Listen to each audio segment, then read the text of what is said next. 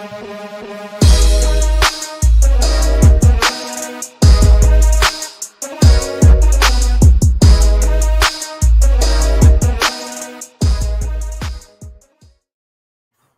up, everyone? Welcome to Level 7. It is time for another episode of the Agents of Fandom podcast. I'm your host, TJ Zwarych, and we have finally entered into the Sea of Monsters. It's time to talk some Percy Jackson. Season 2 has arrived, and joining me, I'm going to have a crew of not just one, but two co-hosts throughout this Percy Jackson journey. I'm so excited to have Brandon Moore joining me here on the show. Brandon, welcome back onto the pod. First time as like the official co-host. I'm so happy to have you on. I know, right? I'm so excited, man. This is something that I've been looking forward to for a long time, so I'm excited to join you. Excited to have you on, a fixture, a focal point of the Percy Jackson community online. And so we had to have you on here doing this with us. Joining us also, we got our guy Jam. Jam, how you doing, my friend? I'm doing good, brother. Thank you for having me. I really appreciate it. And it's nice to meet Arezou here. Hi. Absolutely. And like Jam teed up, we got a wonderful guest today. Maybe first time on the pod for something that's not Star Wars? I'll have to double check, go back. I was here for X-Men. Yes, X-Men 97 as well. But we got first time since being a real life published author. You can find her books in the store. We got Arezou Amin. How you doing, Arezou? Hello, I'm doing good. I'm excited to be back. Excited to have you on. And before we get into the swing of things, I do want to talk about what everybody's watching, of course, because anytime it's not just, I kind of always know already what Sean's watching because we text about it. I kind of know what Damon's watching because Damon doesn't watch anything. And so it's excited to have three people who I don't know what they're watching. We're going to break it down. We're going to get into it. But before we do, make sure you are following the Agents of Fandom on socials at Agents Fandom on TikTok and Twitter, Agents of Fandom everywhere else, and subscribe on YouTube wherever you get your pods. Hit the like button on this video. Help us battle the YouTube algorithm, grow the community, make some more friends, and of course, hit the notification bell so you don't miss out on all the good stuff we have coming, because there's going to be more Percy Jackson. There's going to be some Stranger Things coming up over the holiday season. We have Avatar, Fire and Ash, and we also have a huge, not just a huge interview coming with, we're going to be talking to James Cameron on the Toronto red carpet for Avatar, Fire and Ash. So stay tuned for that one. And we got lots of good stuff coming. I want to throw it to Brandon first. Brandon, my friend, what you been watching? Well, as you know, and Jam knows, I'm a big Tomb Raider fan.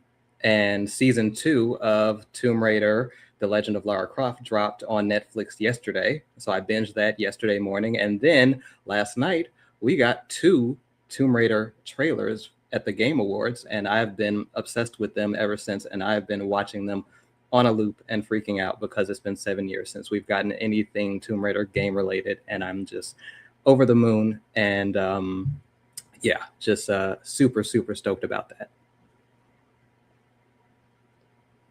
We have, Marvel, Percy Jackson, Tomb Raider. Would you say Tomb Raider is your number one? Like yes. Fandom, your favorite? Yes. You are eating right now, my friend, with the game announcements. It's right a now. Good time to be a Tomb Raider. Do you know what it took to get me away from just watching those trailers on a loop so that I can do this? What part of the universe are you most excited about right now? Is it the remake of the original game? Yes, super excited about that. It looks fantastic. I love that they're bringing back a lot of elements from the classic version of the character. They're bringing back a lot of her acrobatics and her personality, and I'm just super stoked. Like this is crazy because a few years ago it didn't seem like it was possible that we would get this, and now we've got 2 games. What's going on? Back and eating good. Jam, how about you? What you been watching, my friend? Man, to piggyback off of Brandon, the Game Awards, I've been looking up all day today because some I missed last night. So I've been looking up all day today, just the game trailers, and it's so many I had to add on to my list for 2026, 2027, and then to be announced. So just a bunch of trailers all day today. But as far as TV, Pluribus is so great, man. Or Pluribus, am I pronouncing that right? You know what I'm talking about. Every Friday I'm locked in. Every Friday, and it's just phenomenal. As you know, big anime guy. I have a lot of stuff with anime going on right now. My Hero Academia will be with its final episode for the series finale tomorrow. After 9 long years, 8 seasons. So that is a huge, huge deal for the anime community. I will be writing an article about it here for Agents, so I can't wait for everybody to check that out. As well, we have Spy Family, which is currently out. Spy X Family, which is on season 3.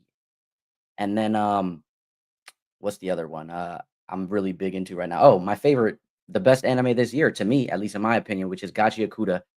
It's basically trash. Like you pick up trash. They're garbage people, and that's the powers. It's so many layers, but those are like my biggest 3 anime. As far as movies, last night, while simultaneously with the Game Awards, I watched Freakier Friday for the first time this year, and it was honestly, I think maybe because I'm older now, and I look at having kids of my own in sometime soon and things like that, but I feel like I like this one more than I like the original. Um, Shockingly good. yeah, Shockingly good so Freakier hard Friday. to say that to say sequels are better than the first, but a lot lately with Zootopia 2 as well. I find that that's how I'm feeling. Sequels have been hitting a lot lately, so that's what I've been watching lately. When that one got announced, it just felt like, okay, here is Disney trying to remake a classic again and get some cash quick. And then it came out, and I was shocked. Like, that's not what this is. They had a story. They had like a story they wanted to tell. The comedy was incredible. The performances was incredible. I was shocked how good Freakier Friday was when I went and saw it in theaters. Arezou, how about you? What have you been watching? What have you been reading? Yeah, so to piggyback off of both Brandon and Jam, I did not realize the new season of Tomb Raider was out. I really liked the first season, so I'm excited to now watch the second. And I also loved Freakier Friday too. Freakier Friday. Loved that one. Like, I also think I liked it more than the original. As for what I'm currently watching, there's a Crave original series called Heated Rivalry. It is a queer hockey romance series, and I am obsessed with it. I don't know what happened. The last time my brain chemistry was altered like this, like, I don't even know. But I'm enjoying it very, very much. It's just a testament to like book adaptations done well, book adaptations done by people who really respect like the source material and really like had a story they wanted to tell and had a passion they wanted to bring. So that is my current watch on a loop. I just need to say, shout out Canada. Honestly, yeah. Because this is like you said, Crave Original. That's one of our local to Canada streaming services. Doesn't exist anywhere else. It's where we get all of our HBO Max stuff. We don't have HBO Max. We got Crave. It comes to Crave. And this one is going viral. Everybody's Mhm. loving it. It is not confined to Canada. It's on Prime in the States, I think. Or It's a maybe Canadian. it's HBO Max, but It's like, HBO in the States. yeah. It's a Canadian streamer. It's a Canadian showrunner based on a book series by a Canadian author, and one of the leads is Canadian. I think the bulk of the cast is Canadian. I think like a couple of them are from the States, but otherwise, yeah. So it's primarily a Canadian production, which is very, very all shot like in and around like Toronto and Hamilton and all of that. So yeah. It's probably a lot easier to fill a cast of hockey players coming from Canada, just because you got to imagine like 80% of, at minimum, of Canadian actors can also skate pretty well. The funny thing is neither of the leads knew how to skate when they cast them. Really? They cast them on like personality, but neither of them knew how to skate. And then they just That's taught fascinating. them.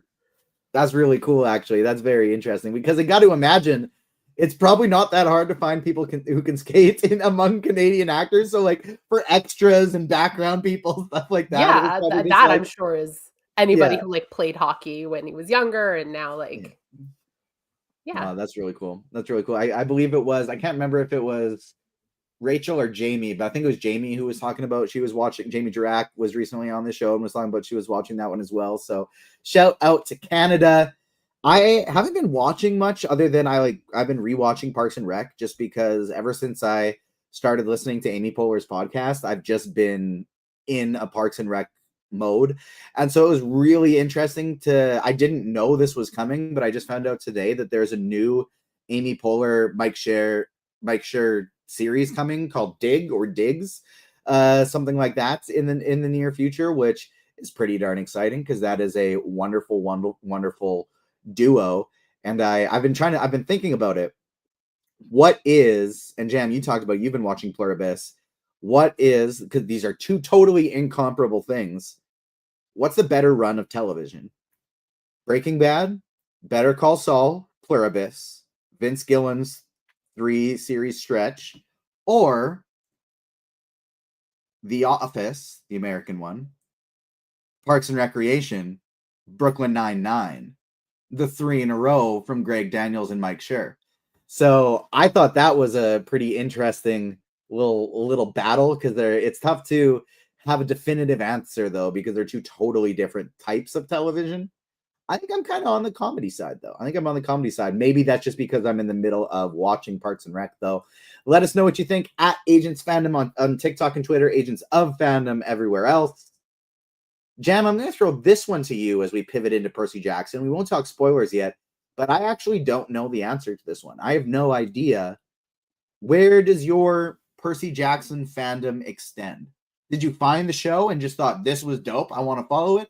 Were you fans of the movies? Were you fans of the books? When did you find Percy Jackson and the Olympians? And what's your relationship to the franchise? Yeah, so I remember seeing some clips of the movie. I don't remember seeing the full movie when I was younger, but I remember seeing some clips, like probably at a friend's house if it was like on what FX I guess back then or something like that. But it was on something, and so I seen clips. But I remember when Disney announced it was going to be like something they were working on for Disney Plus, and I was really excited because as a 90s kid, when Disney Plus was like a concept, I'm like, they're opening the vault. I'm old enough to know what the vault is. A lot of people don't remember what the vault is. And so when they were coming up with this, when they, said they're putting it on Disney Plus, I'm like, that's pretty interesting. Like a series.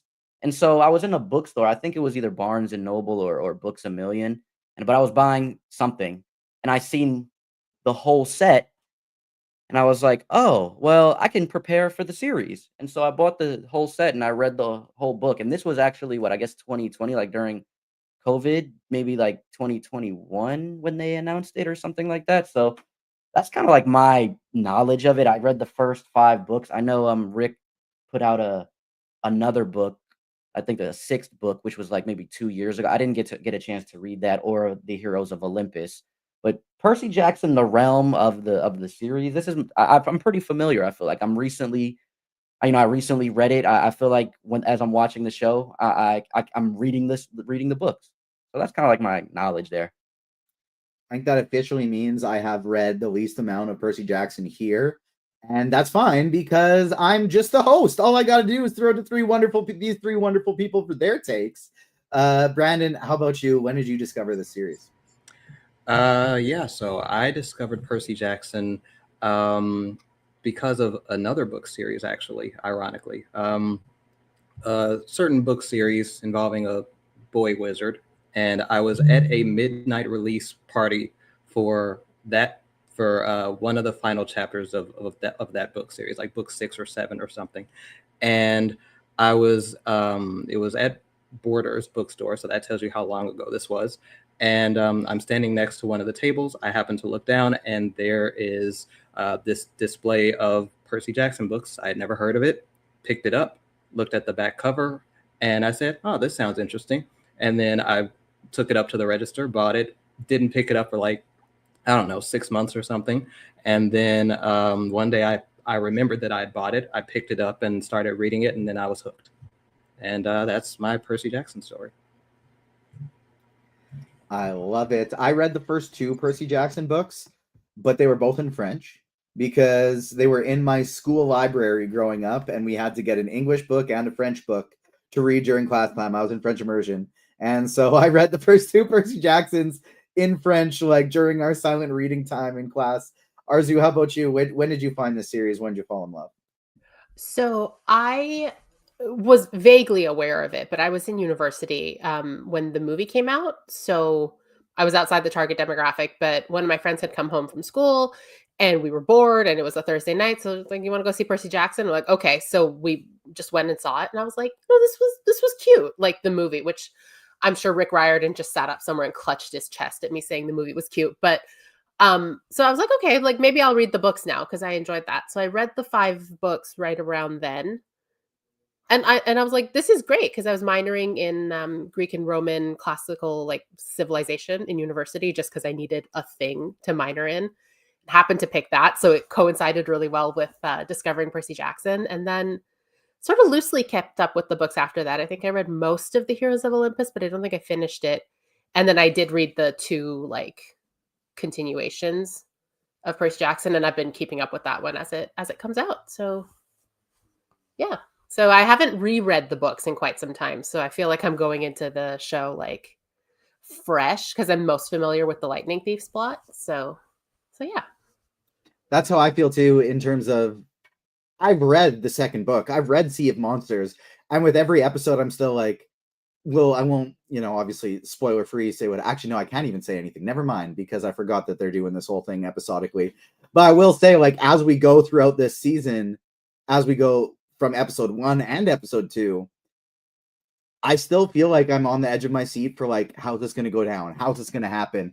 Because I kind of feel like the shitty adaptation that was the second Percy Jackson movie mixed in with me reading it in my second language as opposed to my first language, and it's just been a long time. I feel like I got a general idea of what goes down, but I don't remember the exact order or how they come out of certain situations. And so it's really exciting to dive into it.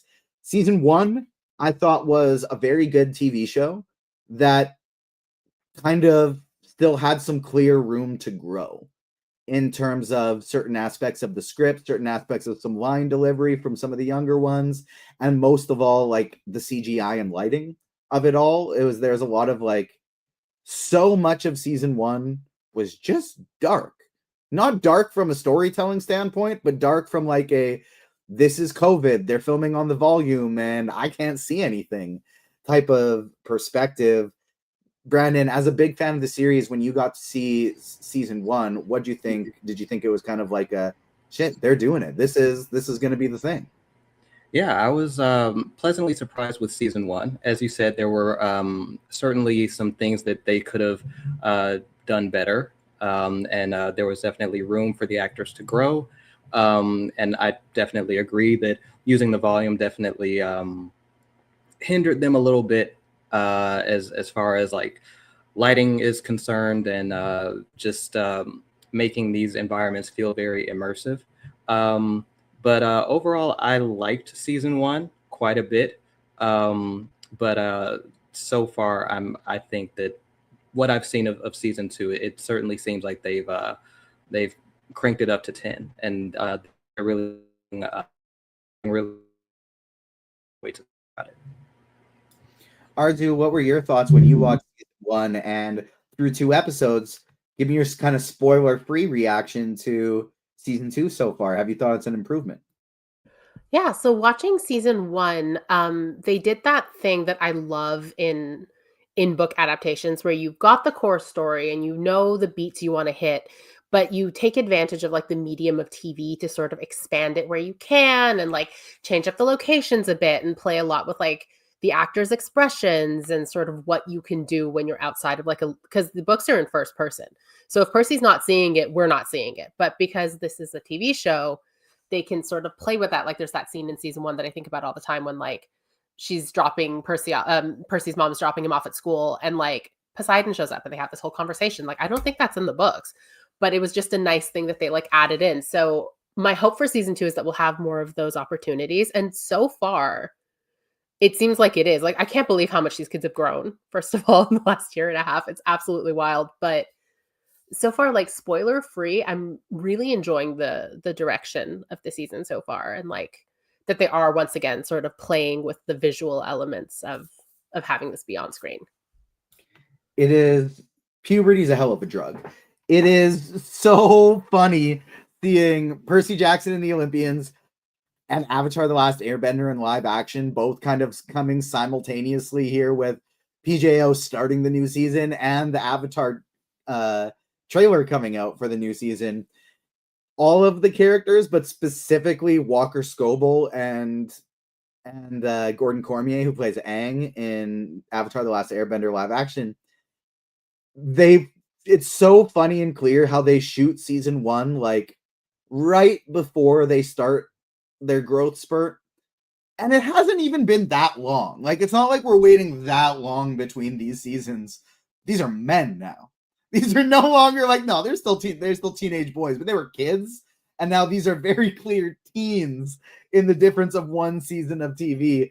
And it is funny because like it's kind of jarring at times, but at the same time, as somebody who used to teach 7th grade, it's exactly how it is. Like, I'm teaching boys that at the beginning of the year come up to my shoulders, and at the end of the year they have zits and they're taller than me. And it's just like, that's the year that it kind of happens. Jam, how about you? What have you thought about season 2 so far? I'm really enjoying it. I think with the first season and even this season, Rick has been kind of like a really big consultant for the series. And so I think that's why Rick and Becky both. Yeah, and so that's which is wild to me, because that doesn't usually happen a lot of the times when so like Arezou mentioned a lot earlier too, when they do things like play it close to the book adaptation, it always, as a comic book reader, especially, that like hits home for me. And so with this being so fresh that I'm kind of just read it in like the past few years, feel like they're really close to things with a lot of creative expression, like Arezou mentioned, to be able to expand on things, maybe cut some things down for time aspects. But overall, I'm really liking it. I think this season looks, I mean, you can kind of tell it just looks visually better. As far as them like growing, what's wild to me is, as big of a difference that, like, you see they're like, how tall they got and everything from season 1 to season 2. I still feel like for some reason it feels in line with like the second book. And to see them now, the one thing I will say is they might need to like shoot season 3 and 4 back to back, get these seasons going a little bit, because those are about to be, as you said, grown men very soon, and women very soon. But yeah, I think he's still like, their ages and everything and like their growth spurts still kind of feel in line with the book so far. But overall, I'm along for the ride, like Brandon, man. I'm here.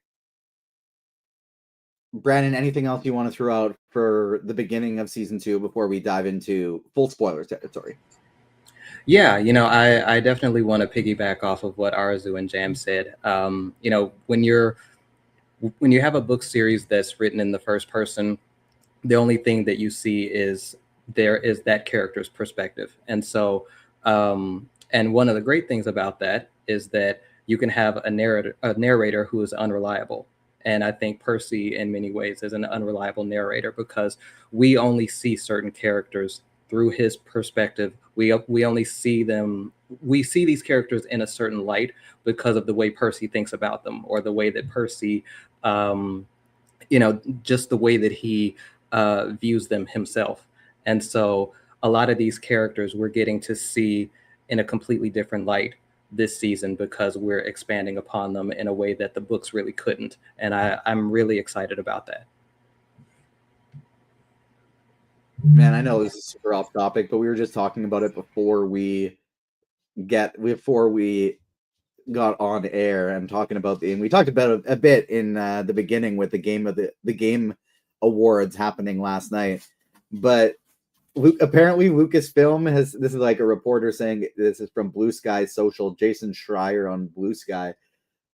Apparently he's saying 2030 is an optimistic guess for when Star Wars Fate of the Republic is coming. An optimistic guess is 2030. This is going to be a PlayStation 7 game. This isn't going to be a PlayStation 5 game. It's not going to be a PS6 game. It's going to be a PS 7 game.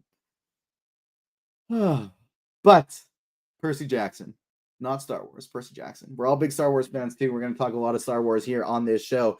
if you are a Star Wars fan, make sure you follow the Agents Fandom wherever you get your pods and here on YouTube. But we're talking Percy Jackson today. We will go full spoiler territory, spoiler warning for episode 1 and 2 of Percy Jackson and the Olympians. We will kind of go chronologically, but full spoiler territory for the whole 2 episodes. If you want to talk about anything, jump around.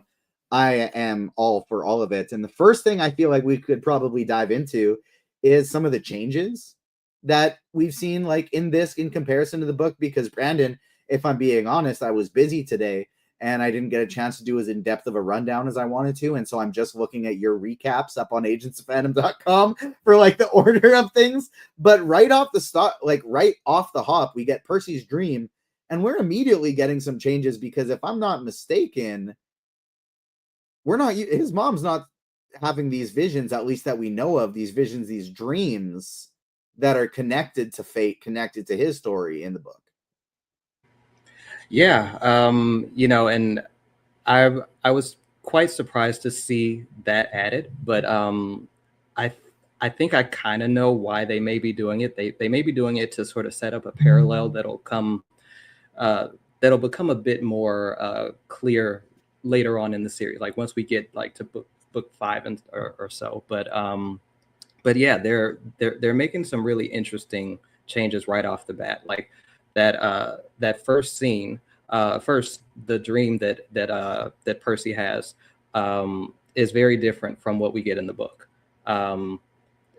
Grover is, in this series, Grover is on an island and he's searching for Pan, and he runs into this former camper named Allison Sims, who is a brand new character who was not in the books, and she's part of Luke's growing rebellion, and basically after Grover realizes that, he runs back to the beach where a sea monster's tentacle comes up from the water, grabs him, drags him into the water, and then that's when Percy wakes up, which is very different from what we get in the books.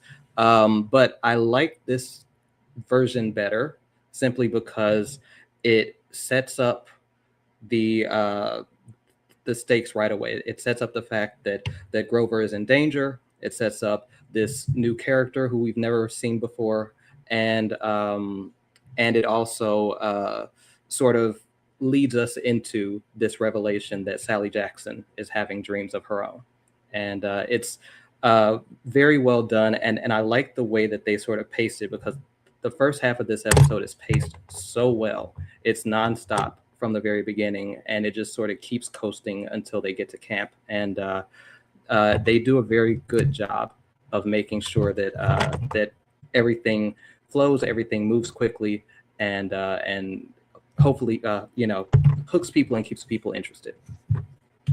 Arezou, feel free to note any changes or adjustments that you saw, but I want to ask, and this was funny timing because my wife has not seen, my beautiful partner Ava, she has not seen episodes 1 and 2 of season 2 of Percy Jackson yet. But I can't remember if it was last night or the night before, but 2 evenings in a row, we barely gotten to see each other, where she's been working, then she gets home, I start working, and then it's time to go to sleep, and we've barely had a chance to talk. And so she said, I really wish we could just like hang out in our dreams. Like, I wish we could just go to bed, have the same dream, and just like hang out. And that's what we see with Percy and Grover having such a deep connection that I don't remember what they call it in the show, but such a deep connection. They're in each other's dreams. They can communicate. Do you have a friend or a person that you'd want to dream share with and hang out with them? I think most of my friends, all of my friends, yeah. I can't think of anybody specific, but that would be like, because a lot of my friends don't live in and around Toronto. Mm-hmm. And honestly, even the ones that do, I don't get to see as often as I'd like. So that's like such a lovely, introverted, non-committal way to hang out. Like you don't have to go anywhere. And I like, does this happen in the book, this dream sharing? I don't remember. It does? Okay. Yeah. Okay. It's just such a great narrative device. It is. I really would. I'm kind of picturing it if this was real. Like, Jam, I'll throw the same question to you. I'm picturing it like a video game lobby, where it's like, this person's in this room. Do you want to share this dream with them? So it's like you fall asleep and then you can see where everybody else's dream is at. And it's like, oh, I haven't seen this person in a while. I'd like to hang out with them. Pop into that dream. That'd be pretty damn cool. What are your thoughts on it as an idea, as a possibility for you, Jam, and also as a narrative device? I love it as a narrative device for sure, and it feels like a Discord lobby. As a gamer, what? How can I not want to be in a Discord lobby talking to all my friends, and or it even maybe we can you have to be that one friend that sends the invite to everybody, so you connect all of them together. So my dream is the one that everybody comes to, so I can have all of my friends together, opposed to having to jump around to their, you know what I mean? A So real Avengers Assemble style dream. all the opening portals.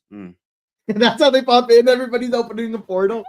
I'll keep it with you. What are your thoughts on the character of, like, how they've shown him, how they've adapted him so far, and then also the look of Tyson, who we, of course, is revealed to be Percy's half brother.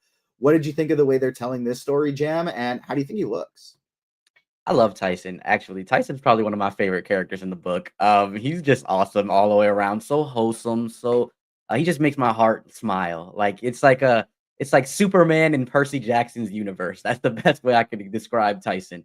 Um, it's hard. I feel like this is a challenge for anybody to do Cyclops. Man, I think no matter who it is, Disney to maybe what Christopher Nolan will see, like, in the Odyssey. Like, I just think that doing a Cyclops in live action is hard, but I still think they did good. Like, I like the way he looks. I also don't feel like they made him like too imposing, like too big.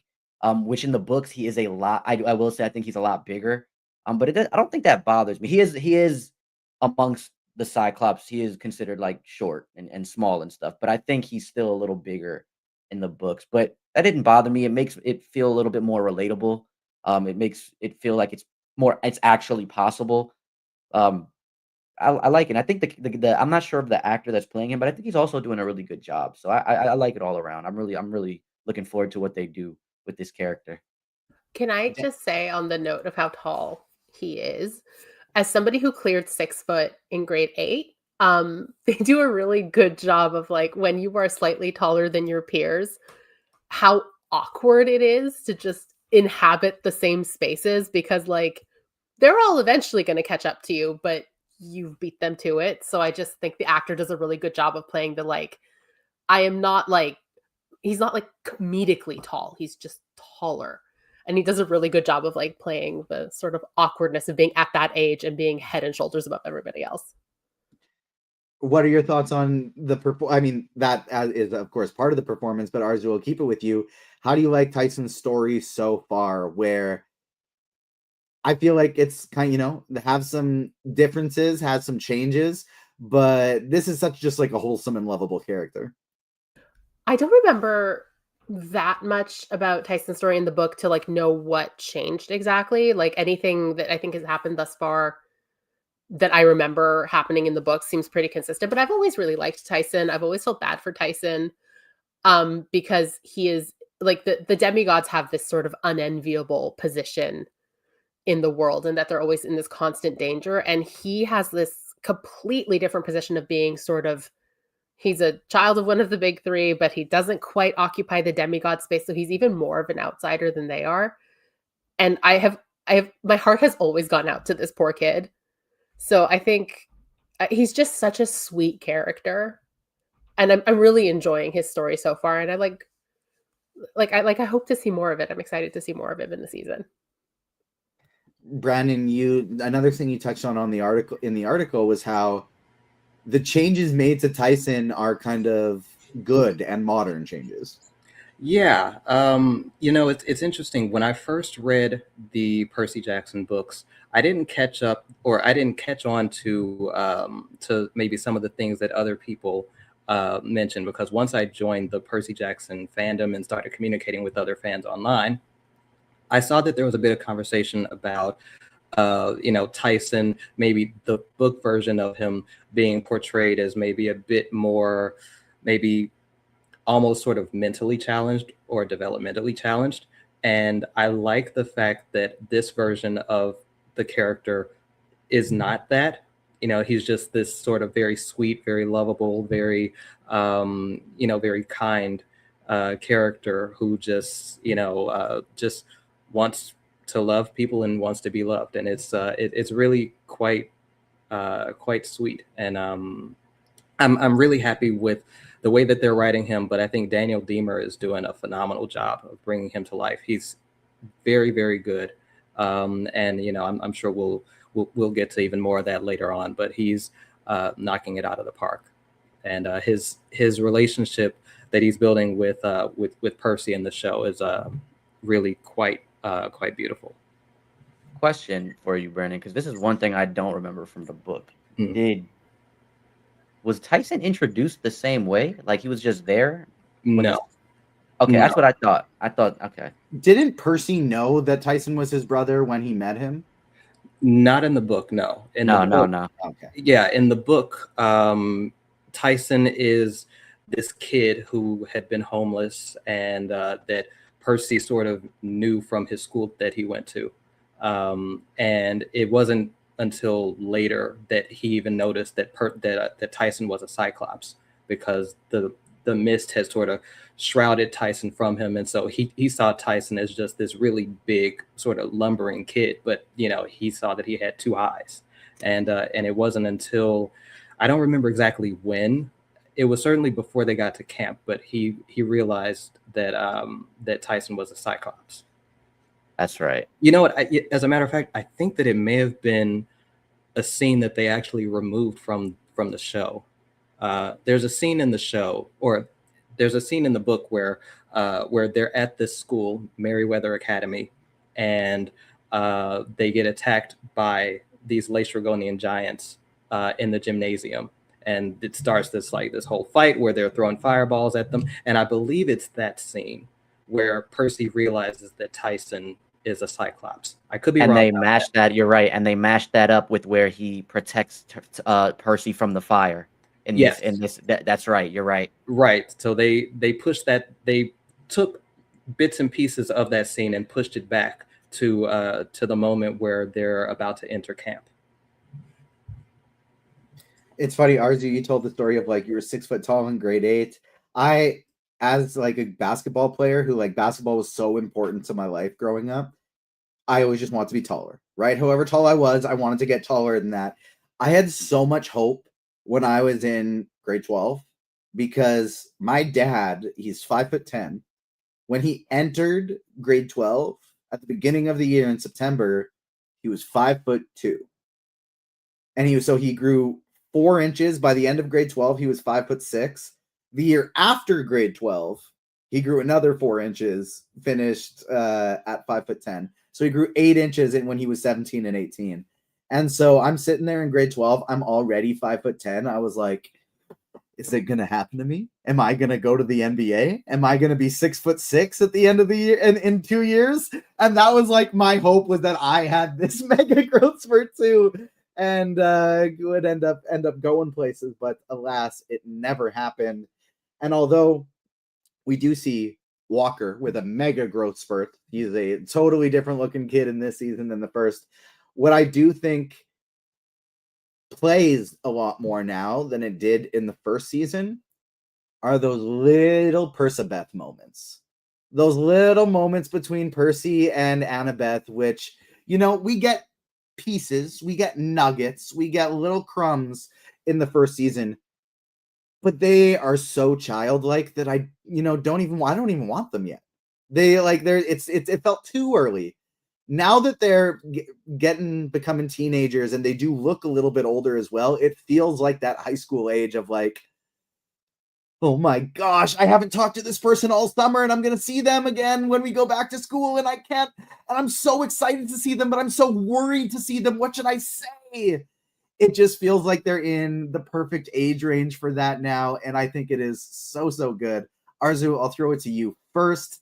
How do you like how they've been handling the Percabeth of it all in these first 2 episodes? Because I think it has been pretty damn perfect, of still a slow play, but now these are 2 kids who clearly have crushes on each other and don't know what the hell to do about it. Yeah, I love it. I agree. Season 1, I was like, it's too early.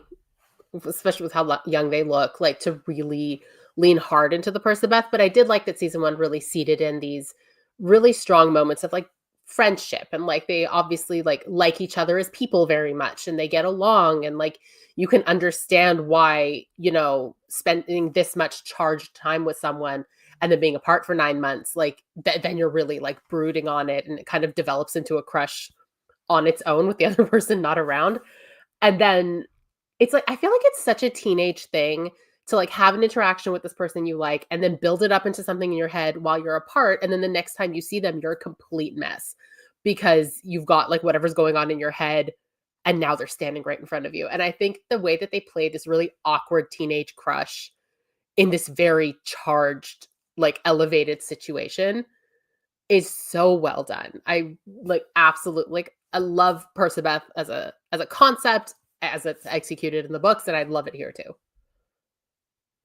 And if you want more thoughts from Arezou about romance in literature, the Arezou arrangement out now wherever you get books. Check it out. Jam, how about you? What have been your thoughts about Percy and Annabeth so far? Where we want the slow burn. The slow burn's good. The books give us the slow burn, and they're playing it pretty perfectly so far, I think. Yeah, man. Arezou made a really good point. Like, just laying the foundation of friendship when they're kids. You know, like it shows the seeds of interest, and I think that's just first and foremost the biggest thing is with relationships, whether with your, you know, when you start off as teenagers or to adults. If you don't have friendship, you really don't have a strong foundation to build upon. At least my perspective. Um, and so I think they're doing a really they did season 1 a really good job of laying that foundation, and then this is just you get to see it, the crush actually finally, you know, flourishing and in full effect. What I really want to say though is, man, Leah Jeffries, who plays Annabeth, is killing it in this role. People do not give her enough respect. She is great from season 1 to now. She was made. I don't want to say made for just this role because she sky's the limit for her. But like that first season I was like, that's the best character right there to me, or the best performance to me. And she is also continuing it into this season. I can't wait to see more of their little romance flourish. It's fun. It's really fun. It takes you back to when you were that kid, and it's also kind of personal for me because I'm watching my niece who's 11. She'll be 12 in January. She's had a crush on this same boy since she was 7. And the other day, last week, before we go see Zootopia 2, excuse me, she's like, yeah, I don't like so and so anymore. And I was just like, what do you mean? That's like you guys are supposed to go in high school together, and that's supposed to be like your first boyfriend. I was hurt. I felt some type of way. So it's really appreciative to have at least some fandom to like have that romance in, because now in my personal life I don't get to see my niece have her first love right now. It is one thing I love about Percy and Annabeth is not just like with anything to do with a relationship, even with their friendship. It's as a hero, they complement each other perfectly. They are a perfect hero combined. You know, Annabeth is the brain, Percy is the heart. Percy is the moral compass, Annabeth is the strategic mastermind. They balance each other out so perfectly. Brandon, what have you thought with how they've handled their relationship so far? I think that they've done a really wonderful job bringing both of these characters to life and bringing their relationship to life. As everyone said, you know, I think in the first season, it was a little too early for them to start sort of really getting into the whole romance of everything, but they did build a nice foundation with their friendship. This season, I love that we're finally sort of getting into, as you said, TJ, that whole, you know, like them sort of arguing later on in the second episode where they're, you know, talking about how many drachmas did you have, and you know, were you able to, like, you know, send me an iris message, and why didn't you, and all of that. And I just love that they're like they're these young kids who don't really know how to communicate these feelings to one another, and they're also in this supercharged situation where it's like, you know, their lives are being complicated by the fact that they have to save the camp, and there's this whole thing of the quest, and then Annabeth is keeping something from Percy that he doesn't know about, and in the midst of all of that, they're trying to work out their feelings for one another. It is very compelling, and I'm very excited to see how they continue to develop that over the course of the season. I think that is very, very well said. I had a point I was going to add, and I started reading something about Avatar: The Last Airbender, and I totally forgot what my point was going to be. Damn it! But Brandon, take me into your thoughts on the action sequences throughout this. Obviously, we get the, what is it, like carriage race in episode 2, which I thought was really, really cool. Oh, I remember what it is. I remember what I was going to say with the Percy and Annabeth of it all. That conversation they were having with like the drachma and like, oh, you didn't tell me this. Well, you didn't tell me this. That was just, why didn't you text me back? That's what that conversation was. That was 2 high school kids going, hey, why didn't you text me back? And I think that's so perfect because it is so accurate to, it doesn't matter what else is going on externally. Even if it is major life things happening, if you have a crush or a best friend and they're not communicating with you in the way that you've grown to expect, all that teenager can think about at that time is, what is going on with this person? Why didn't they text me back? Why did they read it 17 minutes ago? Why haven't they answered? Why are they taking so long to text back? That is the only thoughts that are flying around your brain. And so I thought that scene was really, really well done. But Brandon, what do you think with the action pieces in these 2 episodes? I think the carriage ride was probably the kind of highlight of it. Yeah, I was just thinking about the chariot race earlier today. I was kind of thinking about it, and first off, this is a scene that would not have been possible in season 1, because number one, just thinking about the budget that they need to have in order to build, they built that entire track, and they built those stands, and they had like hundreds of extras in those stands, and then they've got the actual chariots, which are really beautifully made, and then on top of it, they got a Mariah Carey song cleared. Like there's just so much going on in that scene that just tells me that they had this massive increase for their budget. But yeah, the actual chariot race was extremely well done. I feel like the cinematography is so much better this season now that they're mostly filming on actual sets and not on the volume. I think as you mentioned earlier, the first season was quite dark, probably because they were using the volume so much. And I love how brightly lit it was. I like the comedic aspects of it, where you had Tantalus and Mr. D, dealing with the birds and everything. And then in the midst of all of it, you have, as I mentioned earlier, you have looming over everything that Annabeth now knows about the prophecy that Chiron told her about, and she can't tell Percy, and she's telling her fellow Athena camper to take them out, to take her, Percy and Tyson out, and it's such a well-made scene because there's so much going on, but it never feels like it's overstuffed. Very well said. Arezou, what were your thoughts on the action pieces? I couldn't remember the word chariot, so thank you, Brandon, for putting that back into my brain. What did you think of the chariot races? What did you think of the action throughout these 2 episodes, Arezou? I think I'm a hard sell when it comes to action in general, because I feel like there's the part that, is critical and moves the plot forward. And then sometimes productions will like drag it on for an extra 10 minutes. But I really like the pacing of the action in this show. I think it lasts exactly as long as it needs to. I think the chariot race is a really good example of something that is like not elevated exactly, because like obviously the books are very successful for a reason, but like really benefits from being on a visual medium, because it's just so cool, this whole sequence, to like watch it all like play out the way it does. So, and I agree with what Brandon was saying about like the cinematography being so nice this season, because they're actually outside and there is actual sunlight. And I think all of that like really serves the action scene, like, because what it makes me think of is like in the Book of Boba Fett, when they're driving those motorcycles, they are hindered by the fact that they're on the volume and can only go so fast. Whereas they are outside, they can really make the most of their space, if that makes sense, and really lean into the action, like not just like chariot wise, but like for everything. Very well said. Jam, how about you? Anything else on the action pieces? And feel free to lead us into anything else from these two episodes that you kind of want to talk about that we haven't covered yet.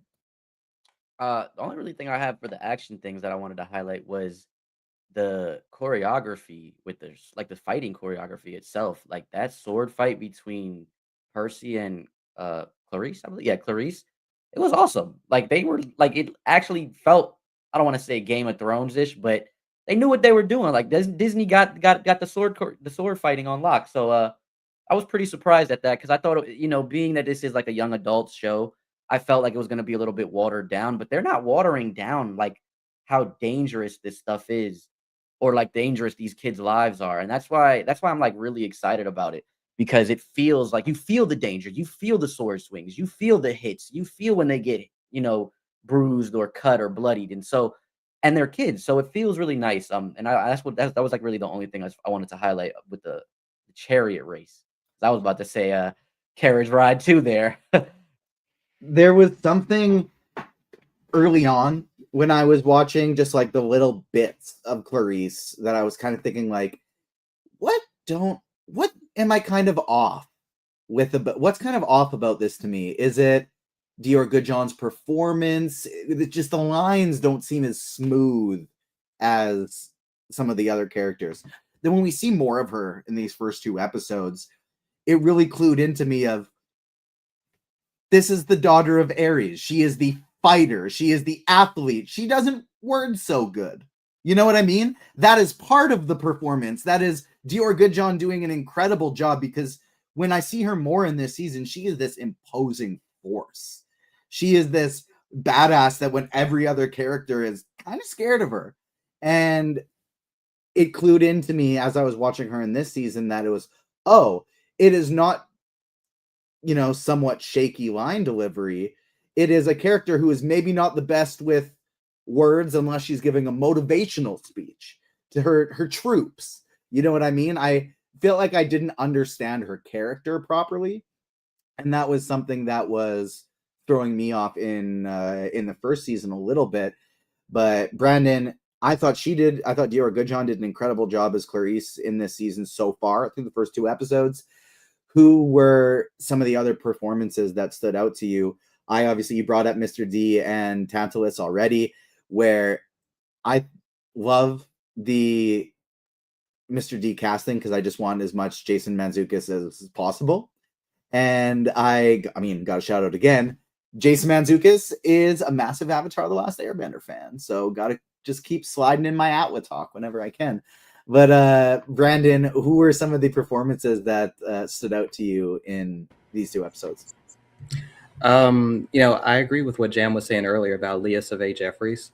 She's doing such a wonderful job as Annabeth, and I know that there's been this ongoing talk about her and the fact that she's not the same race as the character is in the books and everything, and people have their thoughts and opinions about that, but I think that she is doing such a great job because she is embodying who Annabeth is in the books. She's embodying that character fully, and she completely understands Annabeth's tactical mind, as someone mentioned. I think was it you, TJ, and she also just gets that relationship with Percy, because of course Percy's character doesn't work as well as it should if she's not great.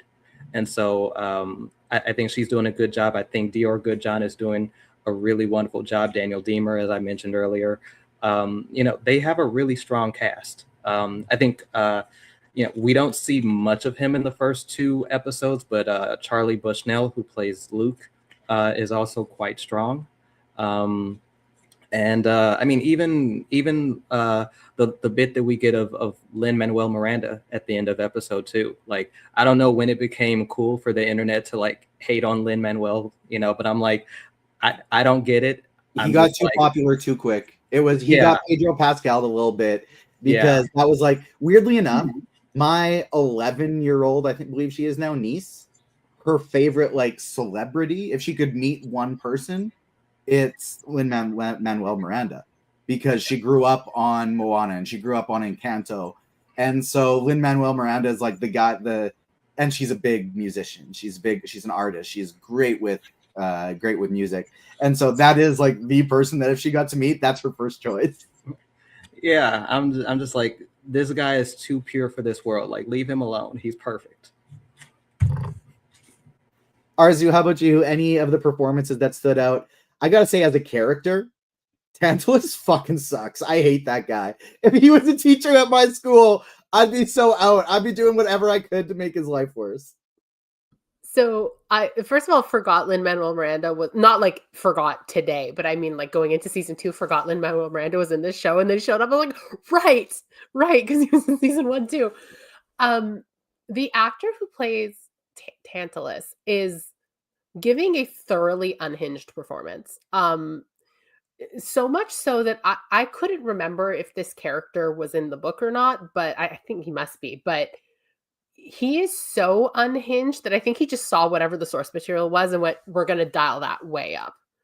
Like it really, really jumped out. And then Leah Jeffries, who plays Annabeth, like the micro expressions that this girl can do, like that whole conversation we were talking about earlier about well, you had a Jacma, why didn't you send me an Iris message, whatever.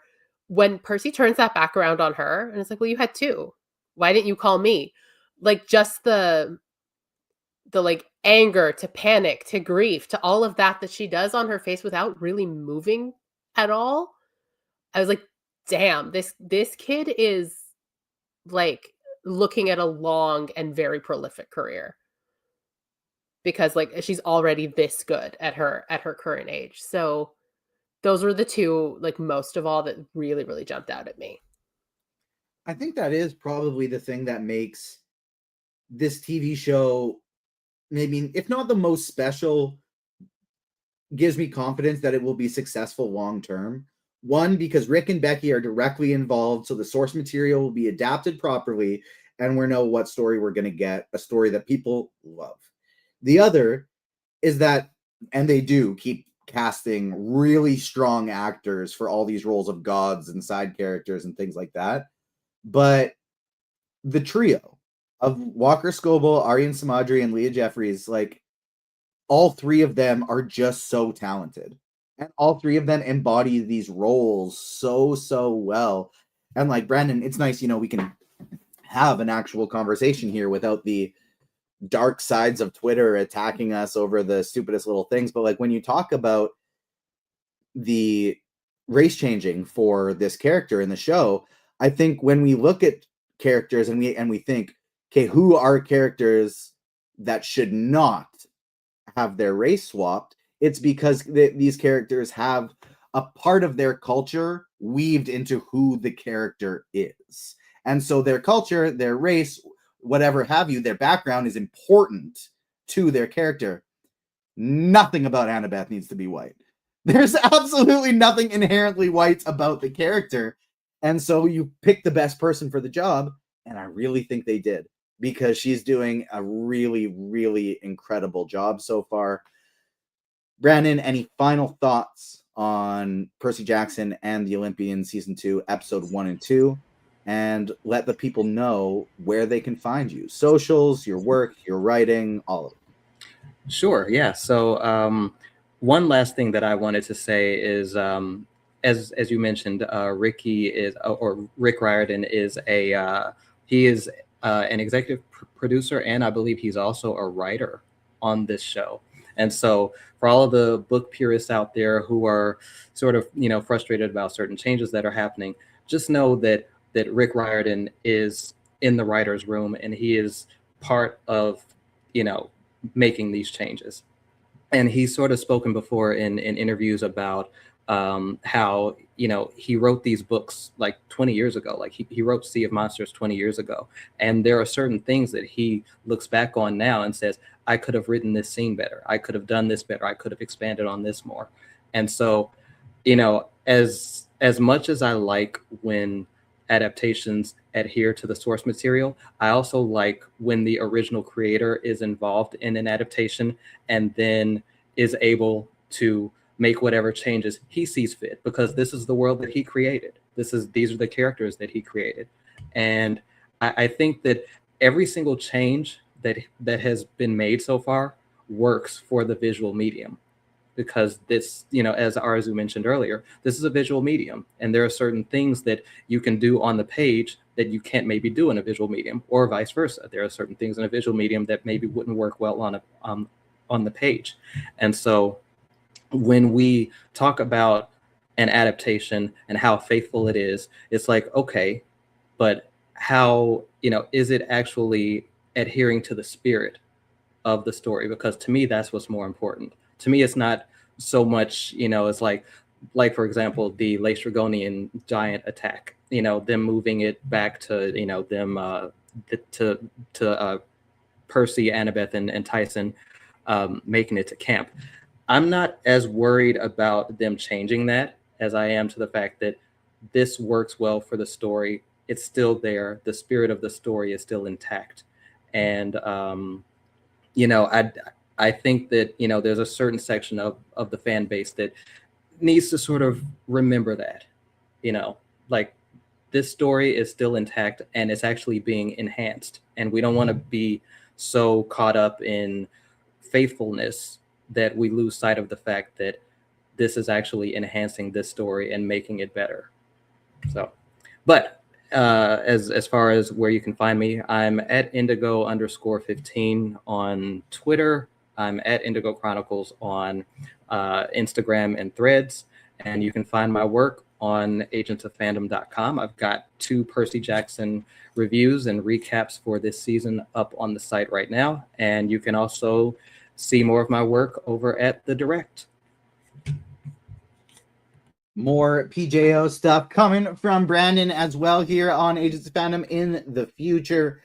Jam, how about you? Final thoughts on the 2 episodes. Where can the people find your pod, your streaming, your work, etc.?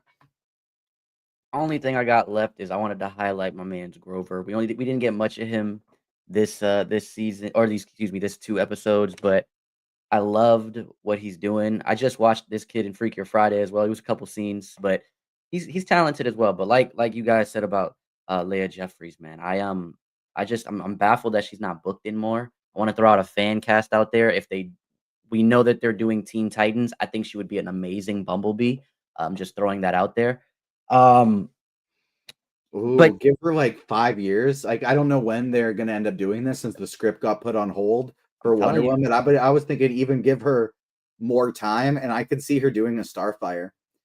Listen, I'm telling you, she's got it. She got it. But they need to be calling her. Call this young woman. She's great. She's great. Call this young girl. She's great. The reason I brought up Grover, final thoughts though, is because I like that scene too. Those sequences of I forget the giant Cyclops' name that's trying to eat Grover, but I just think I think they're doing that very well. The whole hiding behind the rock aspect, but he's in like a room. He's in the camp room. All of that was just genius. I think they're doing it really well. The whole dream sequence. I think it's called the empathy bond. By the way, I think they called that. That's what it was called. Mm-hmm. The empathy bond. It's an empathy link. Empathy link. There it is. Yeah. You guys can find my work here also at Agents of Fandom.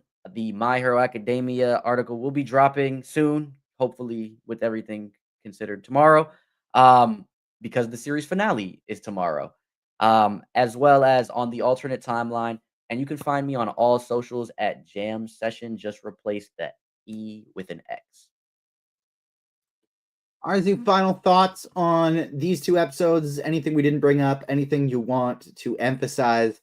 And then where can the people find you on socials? Your writing, both in books and online.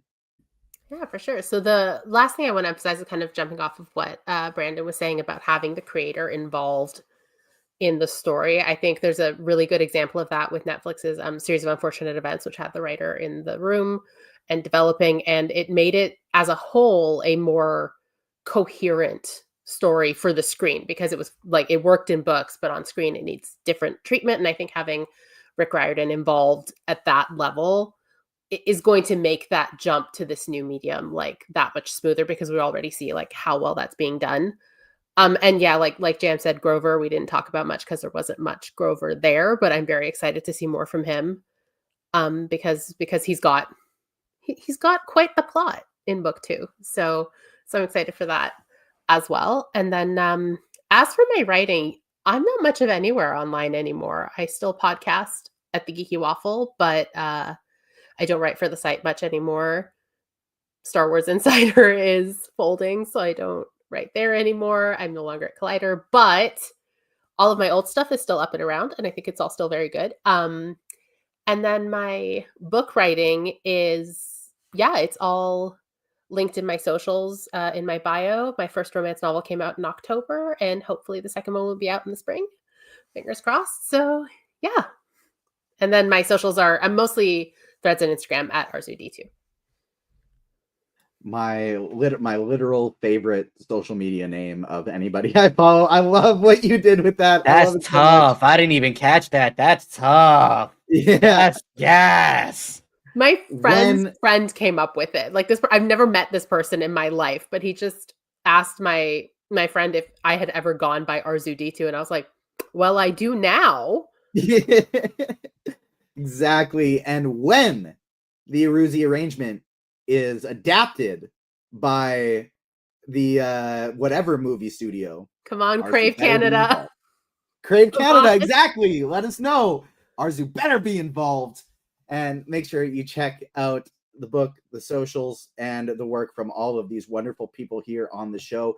We are going to have a lot of wonderful guests coming on in the future as well. Next week for episode 3, we have our friend Noah Reed. Reed Reads on socials, host of A Bite of Pod. Just a little bite of TV and movies on a podcast. Check out their pod if you haven't yet. Week 4, we got our friend, fellow agent Emma. She's in chat right now, hanging out. She's going to be joining us for episode 4. And then for episode 5, I'm very excited about this one. I got to meet one of the co-hosts for the amazing Seaweed Brain podcast 2 years ago at New York Comic Con. I've never seen a bigger Percy Jackson fan in my life. And they've been doing some really great work on their podcast, and hopefully both of them, but at least Erica from the Seaweed Brain Pod is going to be joining us for episode 5 as well. More great friends coming in future episodes. We got our Avatar podcast review and interview with James Cameron from the Red Carpet coming next week, so stay tuned for that. We're going to be talking Stranger Things. We're going to be talking more PJO. We're going to be talking Wonder Man in the new year. We got some drafts coming up before the end of the year. A lot of fun stuff coming. So follow us on socials at Agents Fandom on TikTok and Twitter, Agents of Fandom everywhere else. And make sure you follow us wherever you get your podcasts and here on YouTube. We're going to be talking about a lot of Percy Jackson. So whether you discovered Percy Jackson with the show, whether you've been a long-time book reader, maybe you found the movies in your teens and you didn't know Dylan O'Brien and Logan Lerman were different people. But you do now, and you're going to join us coming forward. You're going to hang out with us talking Percy Jackson. Thank you so much, everyone, for tuning in today. We will see you next time. On behalf of myself, Brandon, Jam, and Arezou, peace.